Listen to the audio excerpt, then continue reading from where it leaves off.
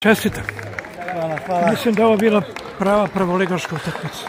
Pa jest, pogotovo kada se igra protiv ekipe koja je prva na tabeli, motivacija nikada ne manjka, tako da danas smo bili na nivou, pokazali smo kako smo ekipa i nadam se da ćemo tako i nastaviti. Sad da bude malo detaljan, golman je spasio sigurno nekoliko 100% golova, ali dobro, ovo 3-2 na kraju zvučalo bi ubedljivije da je Tako je. Mislim da smo ipak mi imali više šansi, tako da mislim da je rezultat. Radnički je u svemu bio bolji.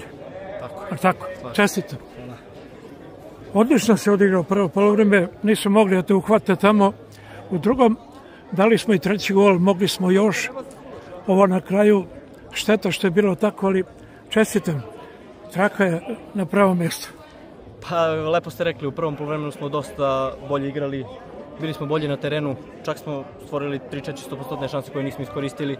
U drugom poluvremenu da li zato što smo dali još jedan gol pa smo se povukli, ne znam, ali na kraju krajeva bitna je pobjeda, tako da eto, dokazali smo da ipak to što sam rekao pre 2 dana, 12 ili 15 bodova koliko je razlika, nije realna slika. Je to ono sa konferencije za novinare da pokažemo da smo bolji? Baš tako, pa slažiš? Da smo pokazali. Majstore, bravo, svaka čast. Bravo za nekoliko odbrana. Tvoj kolega je spasio Dinamo većeg, ubedljivijeg poraza, a tebi za nekoliko reakcija svaka čast. Pre svega, jedna veoma bitna pobjeda za nas i čestitao bih kolegi, naravno, jedan mlad perspektivan golman.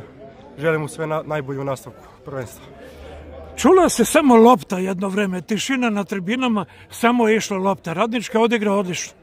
Pa jeste, slažem se. Mislim da je jedan veoma bitan faktor ovaj teren koji ovako izgleda fantastično. Ovo je jedan najboljih u ligi i mislim da je to jedan zaista bitan faktor da bi lopta mogla generalno da se kreće i da ide kako treba.